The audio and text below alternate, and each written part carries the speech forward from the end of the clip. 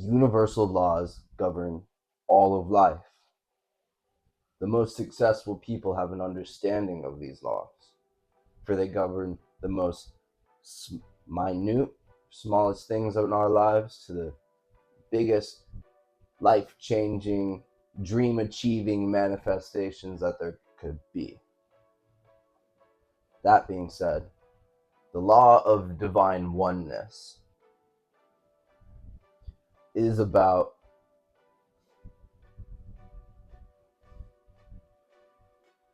really that there is no separation. It's transcending the duality of life and truly connecting to that source, being one with all that is, knowing the creator, or simply going into what is called no thought. And because people don't know about the law of divine oneness, and many people only have a surface level understanding of what that law is, I'm here to explain my understanding of it, to give a different perspective about it and what I've learned, as well as to have fun, so that we all can enjoy life to the fullest. That being said,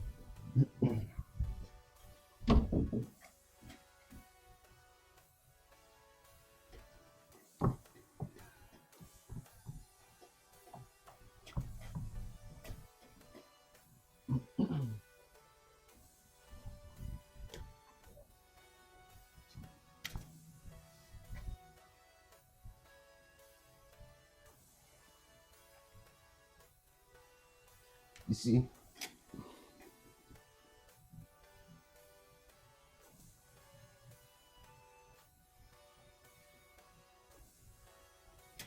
there is an interconnectedness to life. Many people subscribe to or believe in the idea that we are separate from one another, that objects in space are separate, when in actuality, we are all one and the same. Every human being, and beyond just people and animals, people in the environment, it's all one and the same substance. That one and same substance is consciousness. And through consciousness,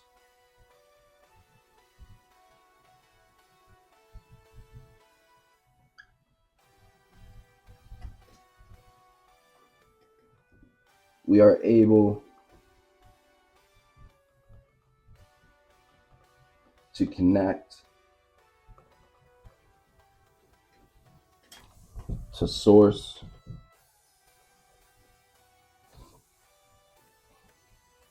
God, universe,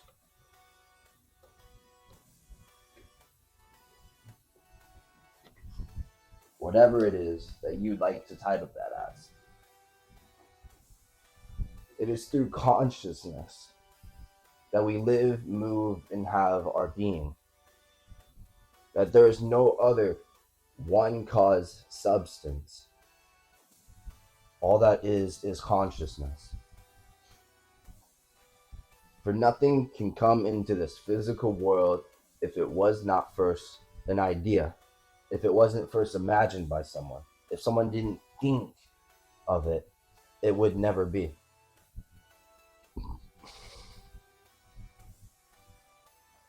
And because of this one cause substance, we are able to look past this physical world. We are able to look past our senses. We are able to look past our minds, the left hemisphere of our brain, the carnal mind, the intellectual mind. And we are able to look towards the source of who we actually are. and embody that and live that, and to become one with every desire, every dream that we have, because we are all creators. And we are creators by our every right through consciousness, through these universal laws and understanding them. That being said, our inner worlds and outer worlds are one and the same.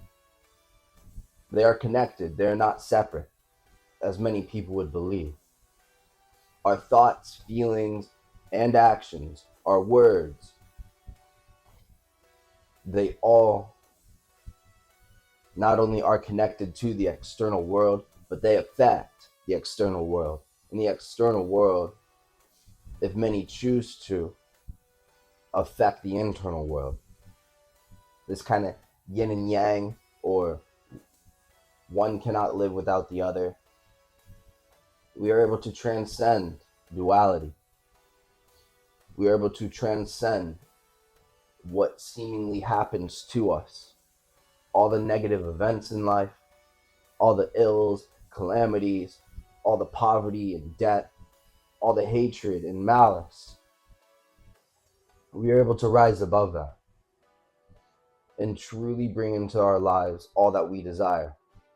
And it doesn't matter what it is that we desire, what it is we want to have. We can have it. And we can have it through understanding these laws. We can have it through moving past the conscious mind into the subconscious mind. Because consciousness is the only reality. Meaning, for example, this shirt I'm wearing. Someone had to think of this shirt and then bring it into reality, either through trial and error, through patience. They were able to bring their idea into fruition by having faith and belief in that idea, in themselves. And because of this, it doesn't matter what it is. It could be a home, it could be money, it could be a car, it could be whatever it is.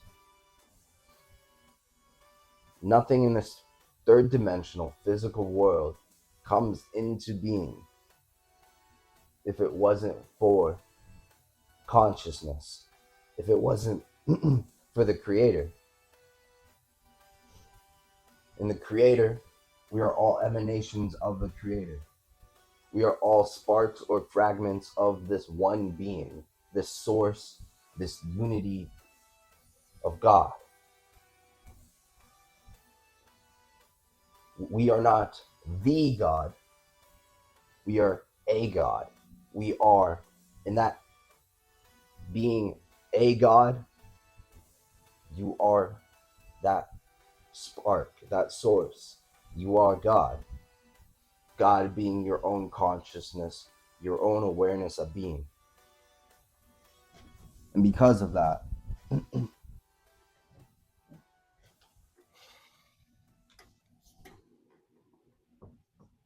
we are able to create the lives we want.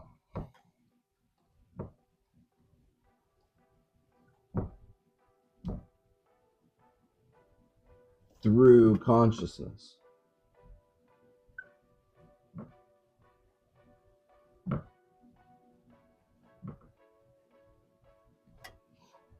Now, mind you, this is more of a philosophical talk. This is about metaphysics. There is some science that does back this up, like the unified field theory, for example, being that when you break down particles to the very function of what they actually are. So like, let's say this dot is a particle. Actually,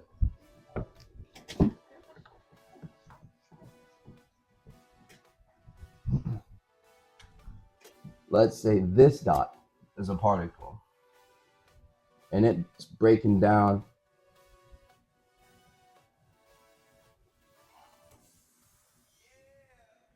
into basic building blocks. those are broken down even further into more fundamental pieces.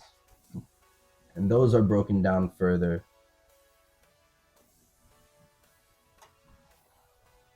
until they get to two basic building materials of what a particle actually is. But when they break it down even further, because scientists used to wonder what matter was actually made of, what all the physical world is. And they started to look, and they found that it was made of basic building blocks. And those basic building blocks were broken down even further until they got to two fundamental ones. But those two fundamental ones didn't break down into one basic building block. What it did was it became no thing.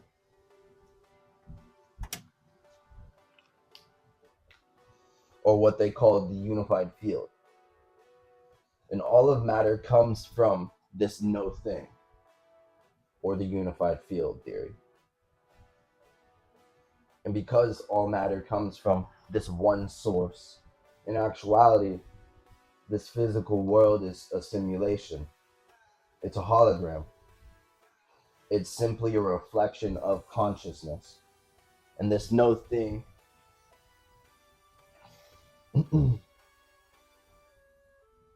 it transcends our everyday thoughts, at least the alpha and beta level thoughts, in my opinion.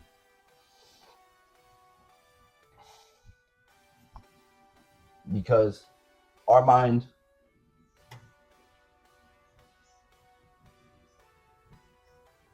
is layered. It's like an onion in a literal sense. How onions have these layers and you have to peel back all these layers and then you get to the core. But the core is just smaller and smaller layers. We have these high frequency thoughts called alpha level thoughts, which is our everyday conscious thinking, our everyday conscious activity of the mind. When we wake up, we're typically in, and we begin to go about our day, our brain moves from these lower frequency thoughts to higher frequency thoughts, from theta and delta all the way through beta to alpha. Meaning, when you start peeling back these layers, or going from high frequencies to lower and lower frequencies, and as you begin to move past, you begin to go to such a low frequency that it's almost as if you're not thinking whatsoever. And that is what you're doing. You're moving from thinking to no thinking. You're going from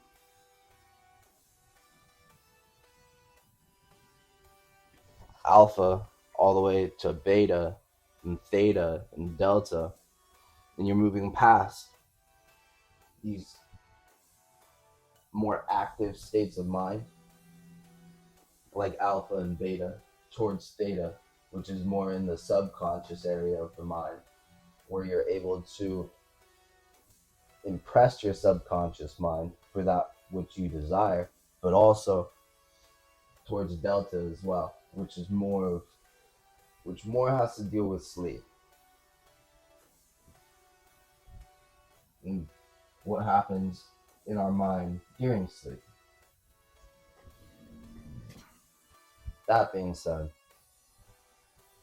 when you move past at least the more active areas or active frequencies, active brainwaves of the mind, you go towards the center of that, which in this kind of description is what you would call no thought.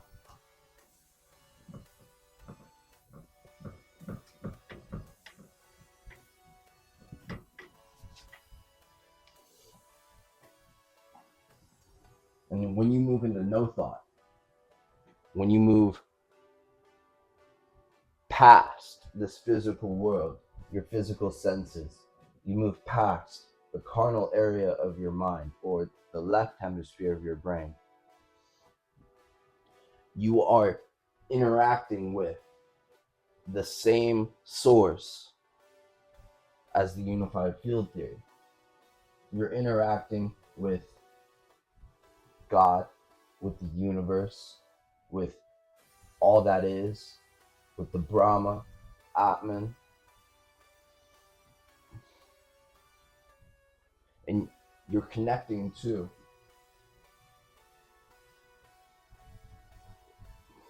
the building block that all things are made of, which is pure consciousness, which is bliss, which is enlightenment, which is all knowing. It is all things. It is beyond time and space. It is literally the present moment. And because we are all connected to this source, we're all connected to the present moment, it is our responsibility to make and create the lives that we desire to live, to shape reality through consciousness so that it meets our needs, our wants, and all that we hold true and dear to ourselves, so that we can live our dreams and truly make our dreams a reality. For there are a lot of people who aren't living their dreams. There are a lot of people who are struggling day in and day out.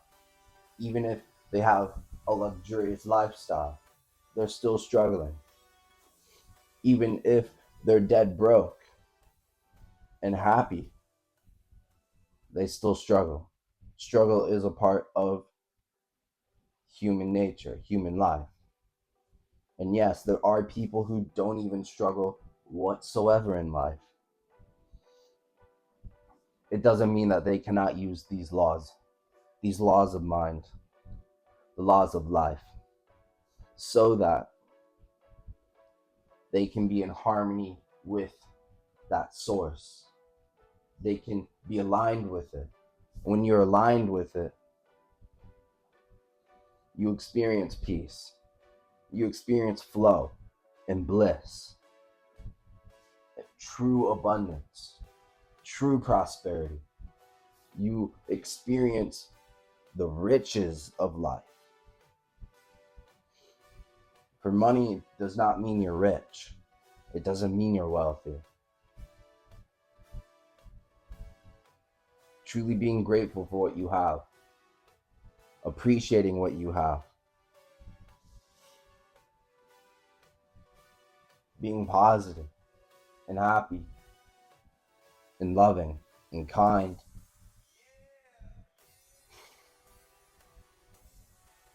These are the qualities which fills mankind. This is how you truly enjoy your life.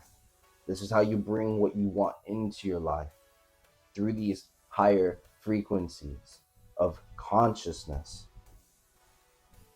For consciousness is a spectrum. It goes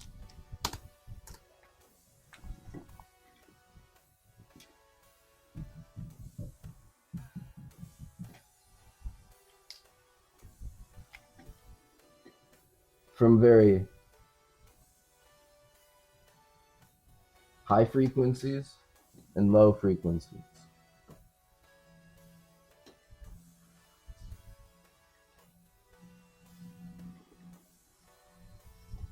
And then here can be repetition from low rep to high rep.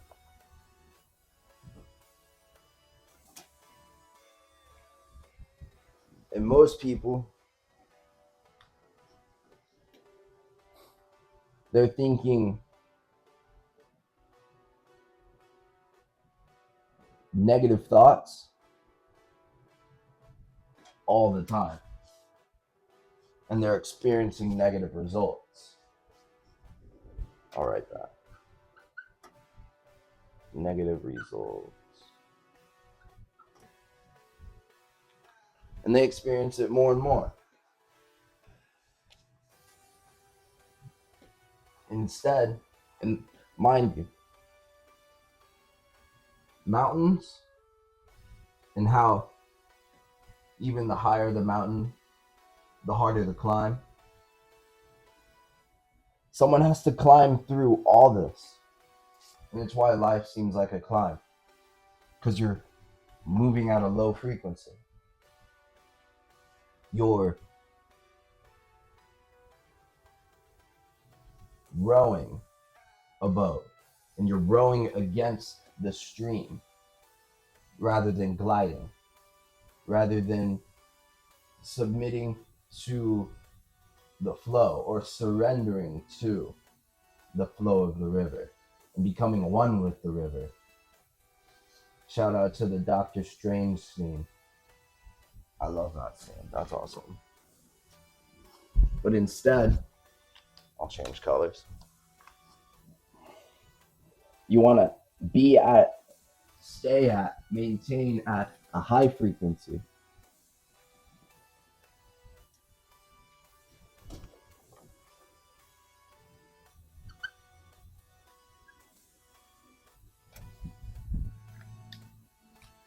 And experience positive results consistently, continuously,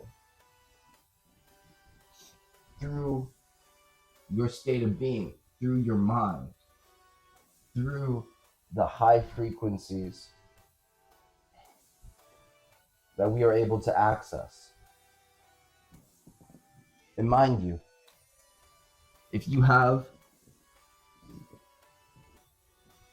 let's say, a desire,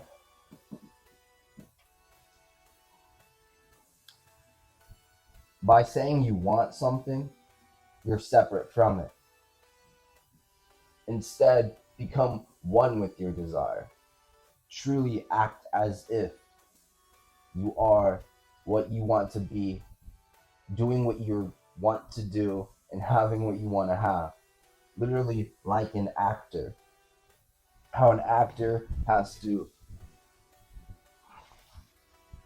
completely mentally walk in or step into or put on a costume that and become this role that they have to be in a similar, not even a similar, the exact same way an actor does it. You and I must do that as well if we are to act as if or embody our desires completely. It's literally like a kid, make believe. You must make believe what you want to be true of actuality. Meaning, if you want to be rich, if you want to have a prosperous business or even more clients than you already have,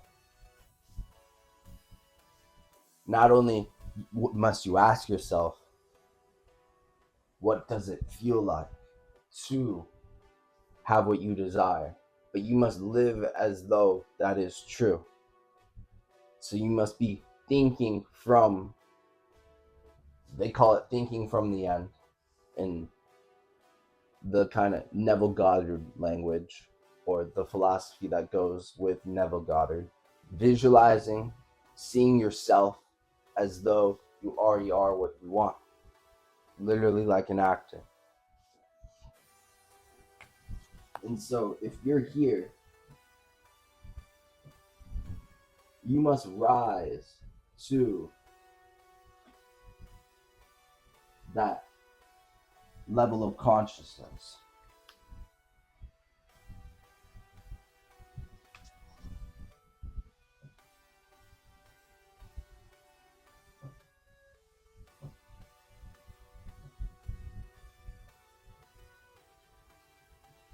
Or state of being.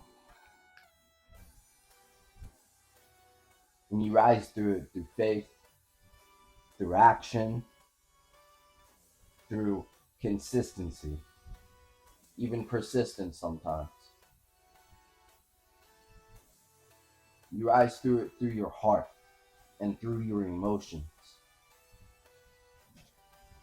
Because when you begin to change your belief system,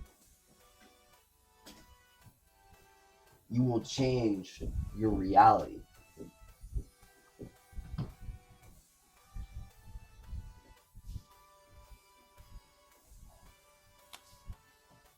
Because we have a surface level and a deeper level, or core. And many people operate on the surface level.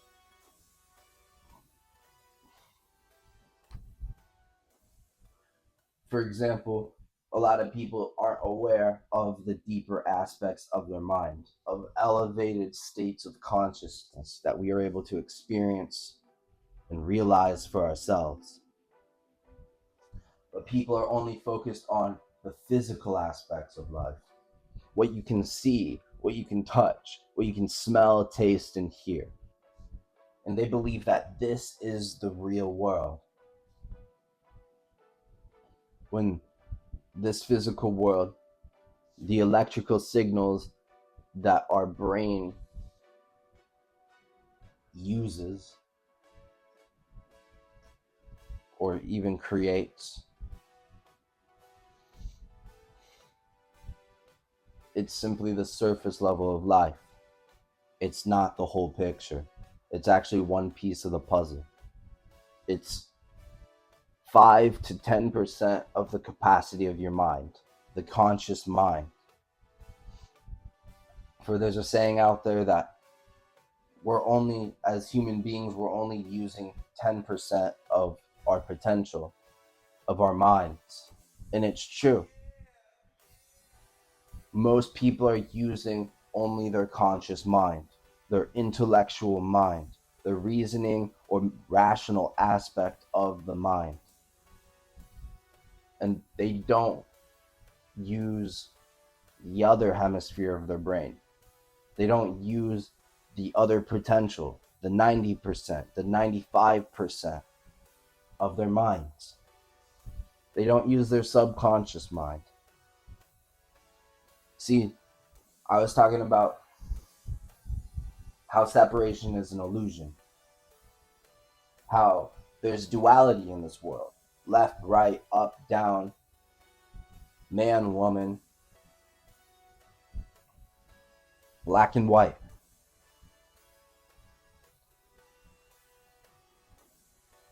But we are able to transcend this and see that it is only just ideas, only just consciousness.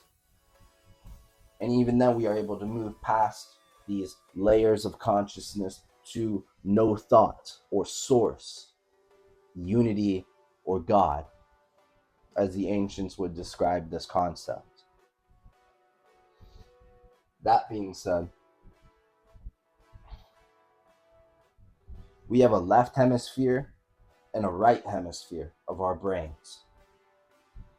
And we are able to bring those together and unify them so that they work in harmony. They become, they become synchronized.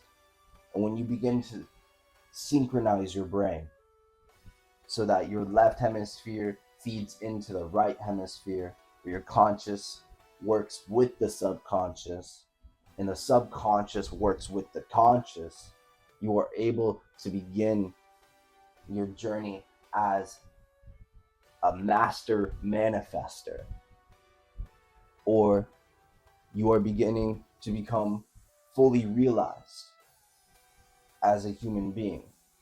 And by becoming fully realized, nothing is impossible to you. Quite literally nothing. For it is only our doubts, it's only our beliefs that is holding us back from our true potential. It's only our fears that are getting in the way. It's literally our own damn selves that's stopping us from getting what we want out of life. And it's a crime because people are looking outside of themselves for the answers. They're looking towards their physical senses. They're looking towards everything and anything external, other people, other systems, and governments, and political bodies. They're looking towards doctors and medicines. Mind you, there's nothing wrong with taking medicine. There's nothing wrong with asking a doctor for help. But they're making the world their master. But little do they know that they are their own masters, that they are their own teachers, because no one can teach you anything. It is only when you begin to choose to teach yourself that you actually begin to learn, that you actually grow and expand and evolve and begin to create. But many people just live day to day. They don't believe in themselves enough to even create the lives that they want to live. They're trapped by the past. They're trapped by ideas of the future. And they're either living in the past or they're living in the future. Like this, for example. This could be the past, and this could be the future.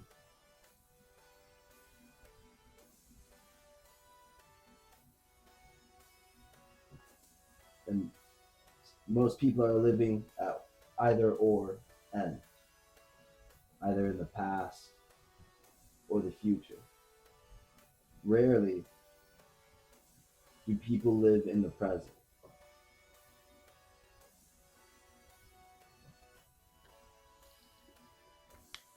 Rarely do people experience no thought, to just be in the moment,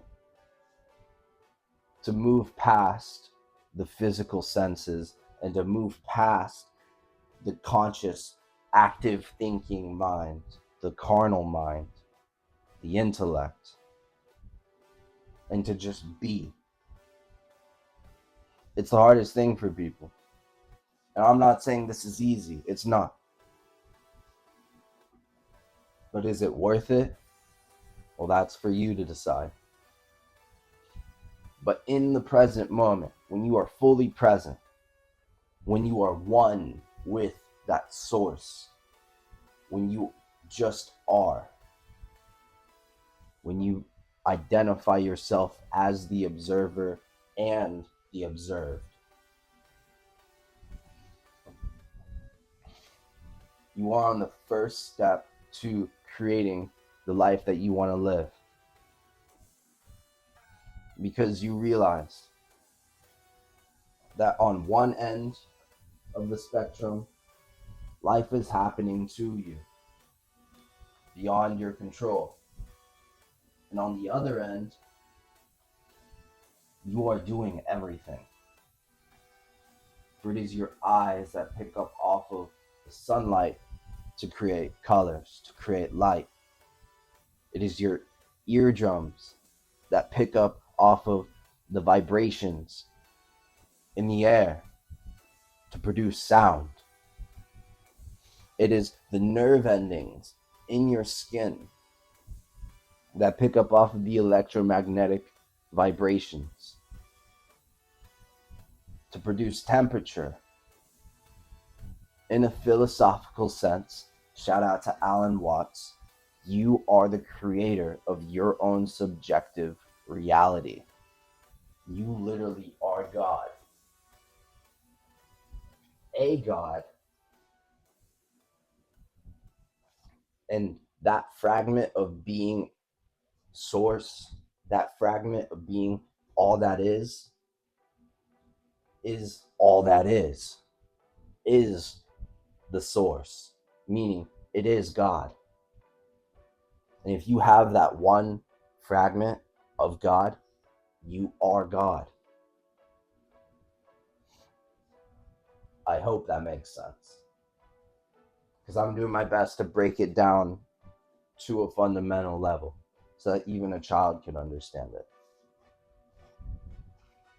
And there's a lot to unpack. Don't get me wrong.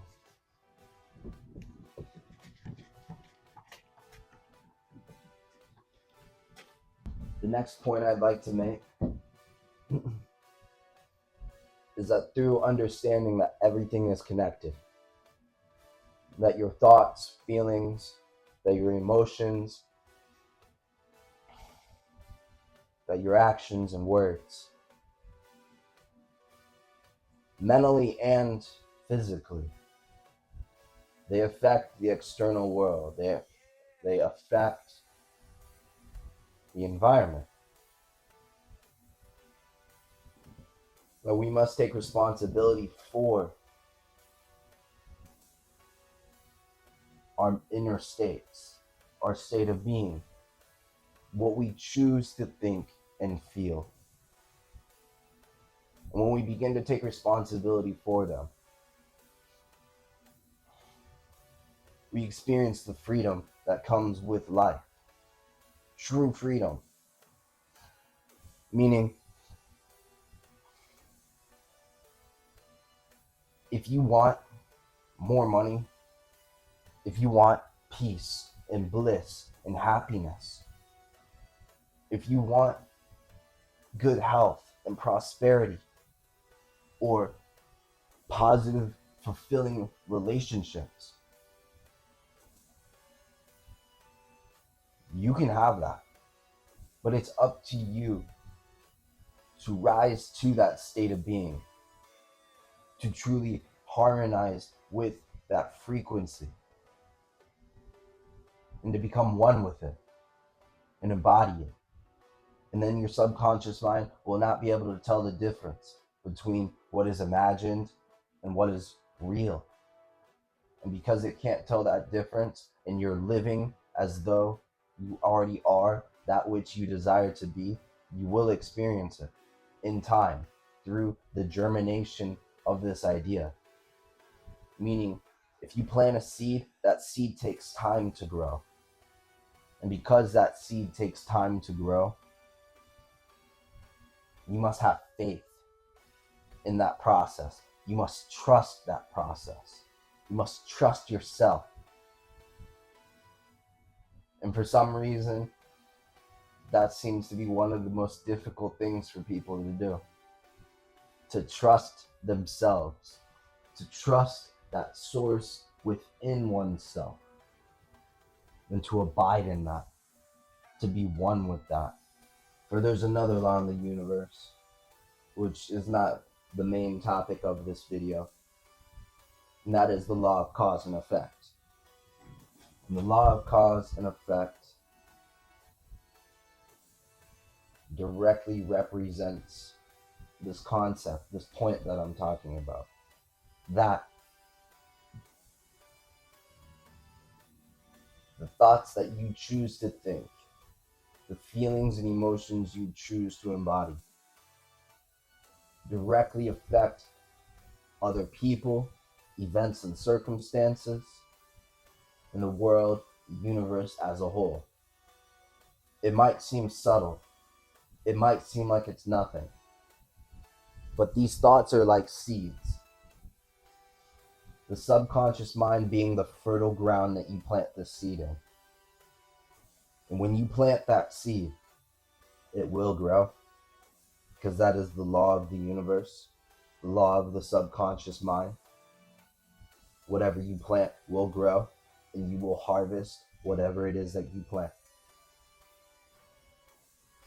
And as serious as that sounds, this is the law of the mind, the law of life.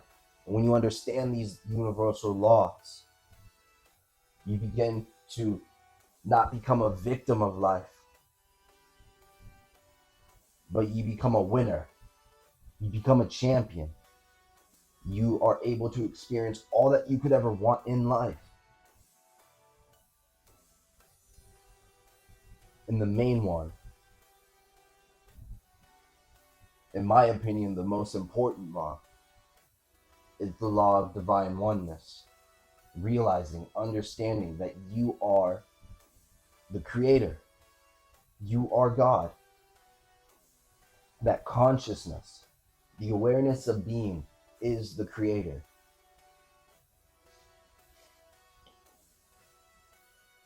Now, I have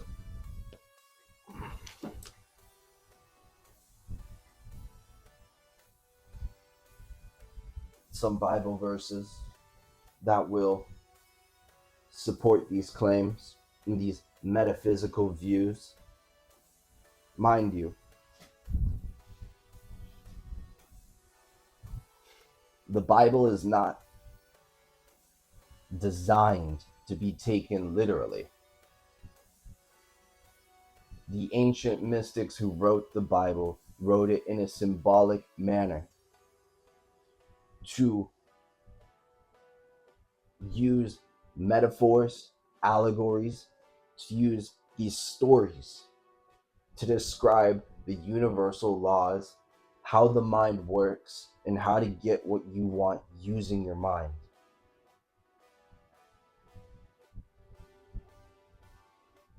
And they wrote it in this manner because people like to distort the truth. They like to mess it up. There is no good or evil in the universe, in this physical world. It's a neutral world. It is simply a reflection of man's thinking. And when I say man, I mean man and woman.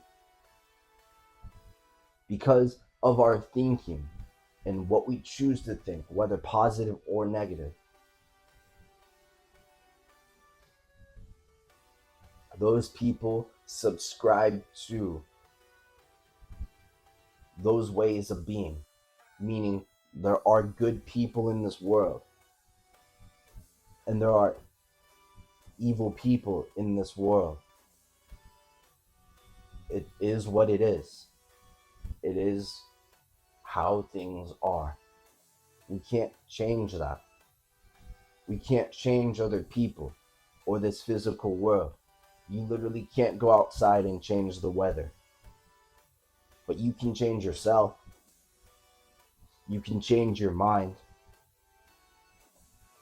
Shout out to Steve the Dean too for changing the weather. It's phenomenal. That being said, because the Bible is written in symbolic form, it's written in symbolism, it is to be taken in symbolism, not literally. It wasn't history. There is a difference between knowing something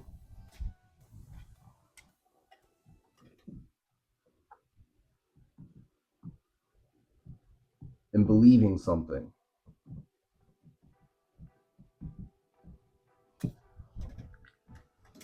To believe something, you doubt the fact of its existence. Hence, you have to believe it to be true.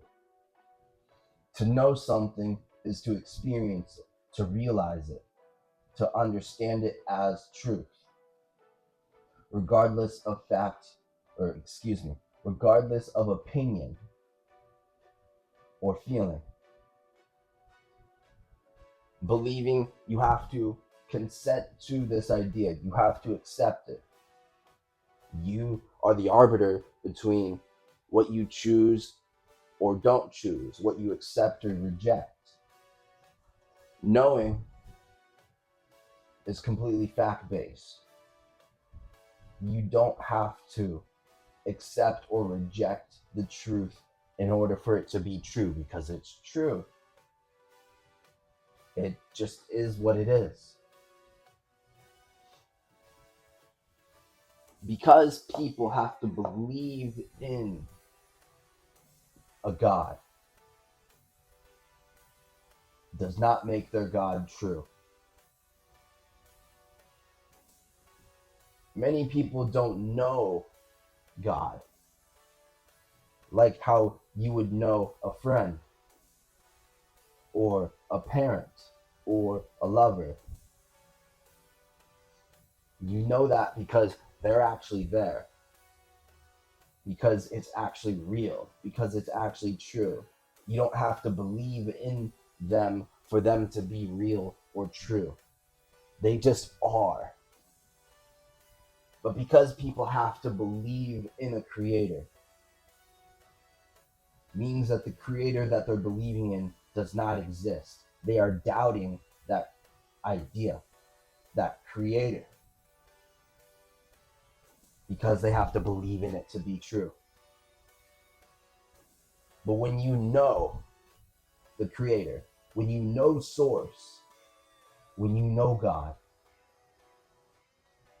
you don't have to believe in him, in it, in whatever it is you'd like to ascribe or subscribe to,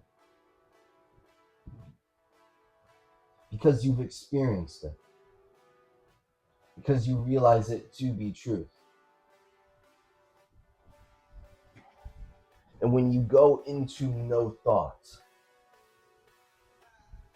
when you move past the layers of the mind to the very fundamental level of existence, which is the awareness, which is pure consciousness, you will know the source, the spark, that emanating force within all of us, what people like to title as God. But that's just a title. It can go by any name, because it is beyond this physical world. It's beyond form. It's beyond matter, as you saw from the unified field theory. It's beyond time itself, because time is an idea. The past does not exist, nor does the future. You can't go to the past. You can't walk in a building that is called the past and experience it. It's the same with the future. All there is this present moment. It is inescapable. We cannot move past the present moment. Why? Because we are the present moment. We are all that is. We are the creator, which is the present moment. What they like to call the Tao in Taoist philosophy. That being said, when you realize that you are one with everything, you don't need anything. You need nothing. Because you realize you are no thing. I'm not going to say that you're nothing, because that's disrespectful and insulting to a lot of people. Even though there's probably a bunch of people out there that aren't shit whatsoever. No disrespect. But it's because people don't know who they are. They don't know what they actually are. That they don't live lives to the fullest capacity. Their lives to the fullest capacity. They aren't willing to grow past their comfort zone. They aren't willing to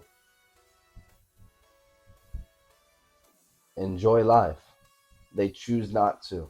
They want to, but like I said, when you want something, you're separate from it.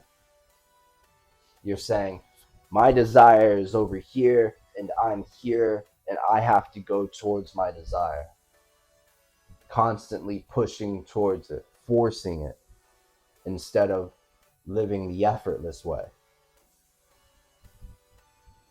Instead of manifesting it into being through their minds, through the law of mind, through the law of divine oneness. And now these Bible verses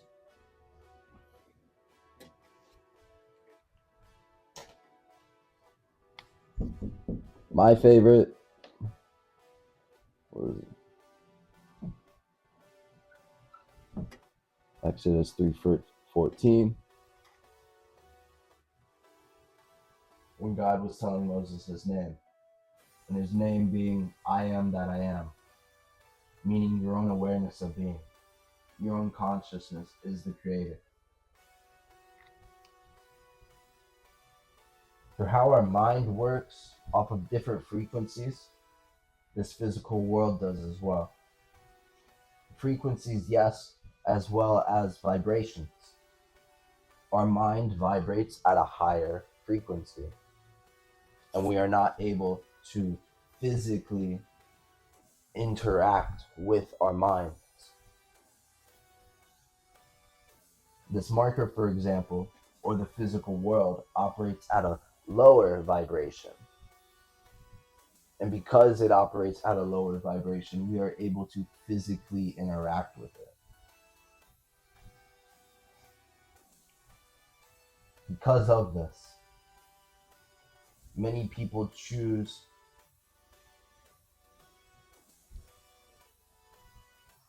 to participate in lower frequencies that interact with the physical world.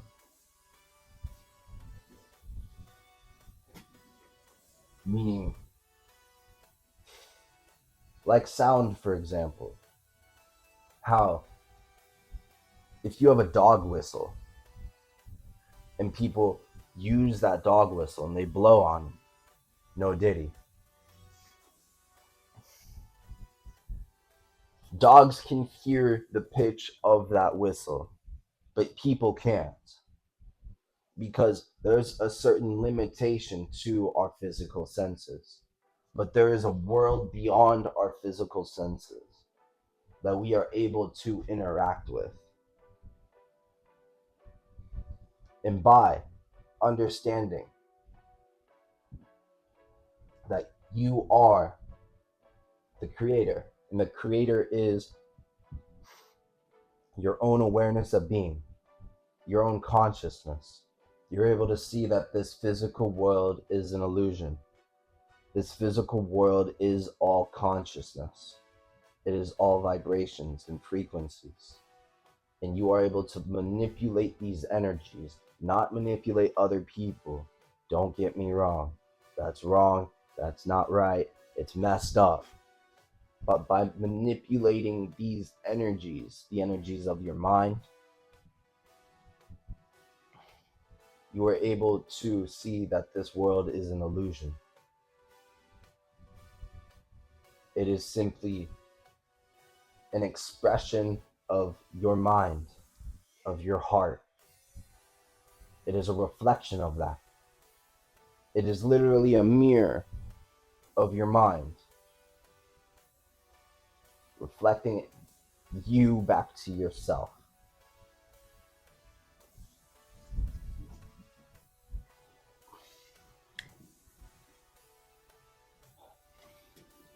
Another is Acts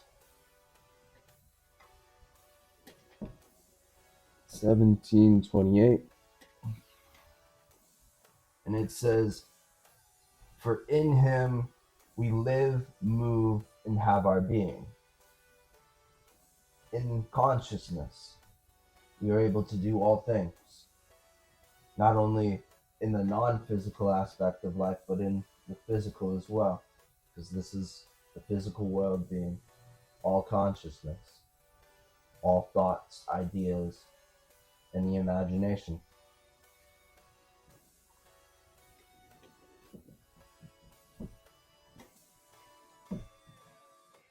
You got Ephesians 4:6.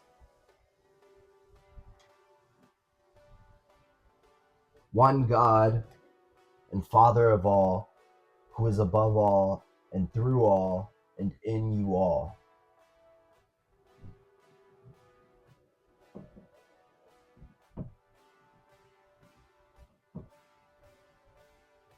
You got Galatians 3:28. There is neither Jew nor Greek, there is neither bond nor free, there is neither male nor female, for ye are all one in Christ Jesus. There is neither Jew nor Greek. One is not separate from the other. There is neither bond nor free. We are all the same being, fragmented into what seems like separate beings. But in actuality, we all say I am. That I am is our higher self, or God, the creator, whatever it is you like to title it as. This higher aspect of ourselves we are able to connect to. This higher aspect of ourselves shapes reality according to law. For God does not move beyond laws. He moves within laws. And we are able to abide by these laws and use these laws not only to our benefit, but to our right.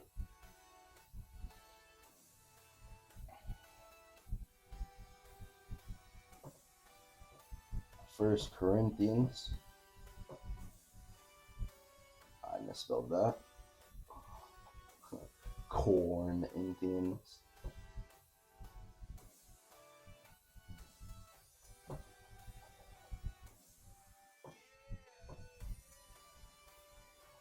I'm just terrible at spelling too, by the way.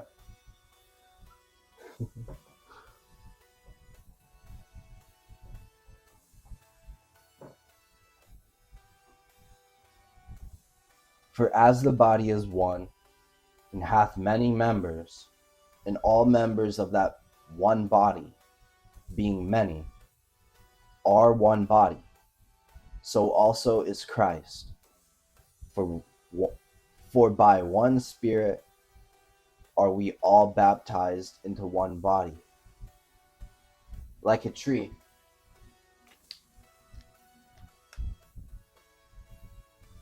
how trees have different branches,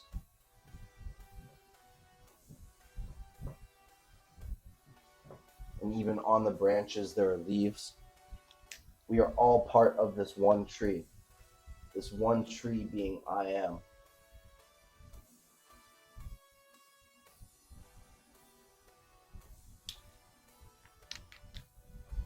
That I am being consciousness.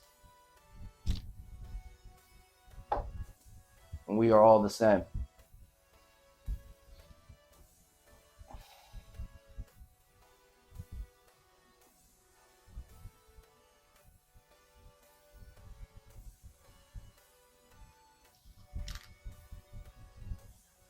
And these are the verses that I'll give, in this video at least, that deal with oneness and what the ancients were describing as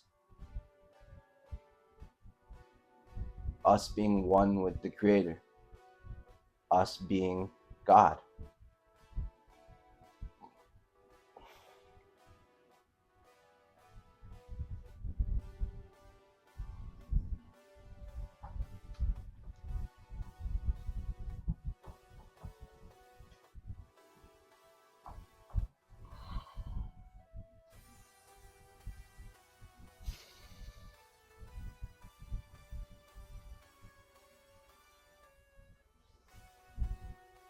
And now,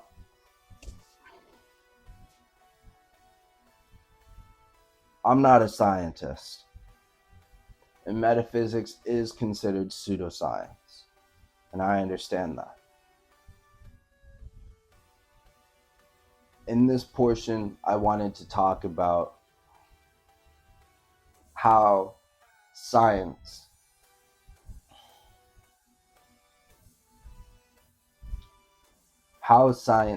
parallels this concept, this divine law, or law of divine oneness. In the first example,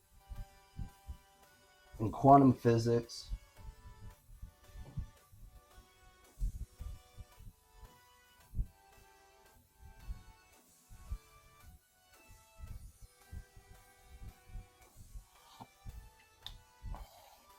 They talk about quantum entanglement.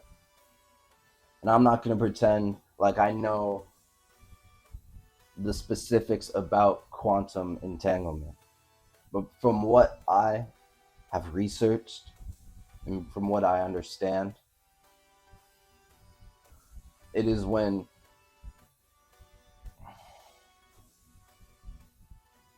you have two particles and they're separated by a large distance. These particles, although separated, are connected to one and another. Because they're connected,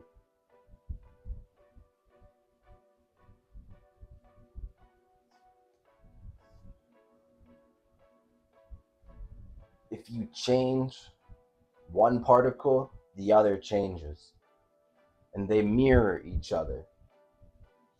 And because they mirror each other, the same can be applied to our minds and consciousness. For everything is made of particles. Not only this physical world, but the non-physical aspects of reality as well. Our minds, our thoughts are made of particles. When you imagine or think of a world or a state of being in a different dimension, in a fourth dimension, you are literally recreating that world. In a sense, a parallel reality. And because that paralleled reality exists, we are able to bring both of these realities together and collapse particles.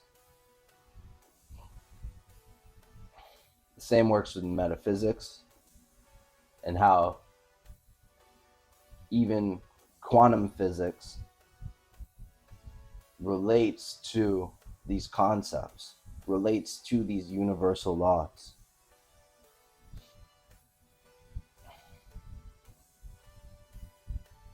And there was one more I had, and it's called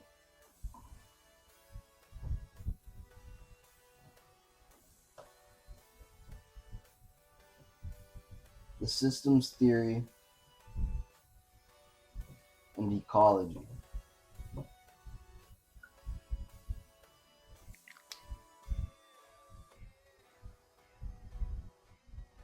And this states every part of an ecosystem or system affects the whole. Nothing exists in isolation, just like thoughts, emotions, and actions affect the collective. It's like a web, and there's many examples online.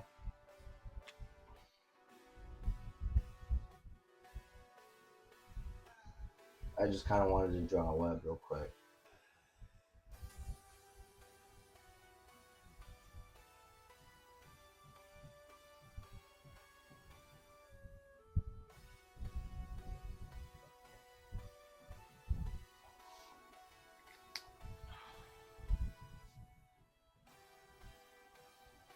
Everything is connected, simply put. If you have one part of the web that breaks down, you still have a web. It just affects the entirety of the web. If that makes sense. So if you have a thought that is destructive, not only are you harming yourself, but you're harming others or the entire web. Because we are all connected through consciousness, through our own awareness of being,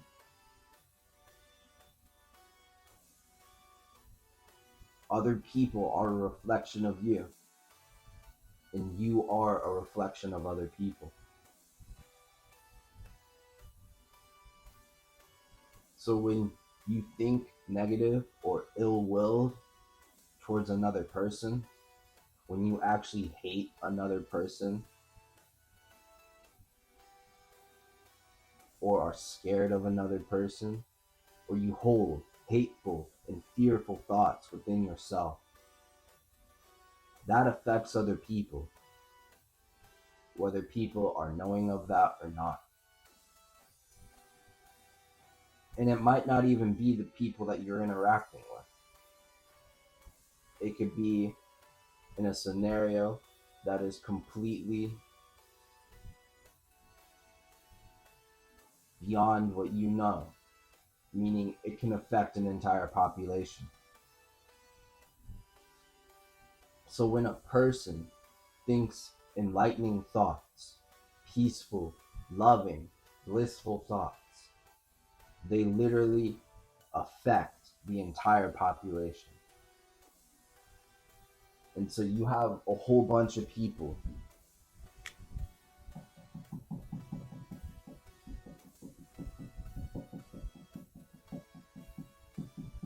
and they're all bringing each other down and they're thinking negative thoughts. And all those negative thoughts are building up. Billions upon billions of people choosing to think negative thoughts, fear-based thoughts. One person who chooses a positive thought will counteract all of that negativity and begin to lift people up, even if they've never known or interacted with that person. And by lifting up the frequency of other people, we begin to make subtle shifts. Just by enjoying your life. And you don't have to care about other people or what other people think. You just have to live your life fully. You have to live in a peaceful manner, in a state of peace, in a state of no thought. You begin to subtly impact the entire world, whether you know it or not. And even then, you could choose to think negative and to think from fear and from doubt and worry and anxiety and depression and anger and shame and guilt. And all you're doing is just dragging people down. You're dragging yourself down. And you're subtly impacting not only other people, but the physical world as well. And causing harm to everything. Everything that you experience. Because you're choosing that way. When I'm here to say that there's another way. There's an effortless way. Not a way where you're climbing up the mountain. Not a way where you're forcing against the tide or against the current of the river. But you surrender to it. You become one with it. And you see that power for what it actually is. You realize your power for what it actually is.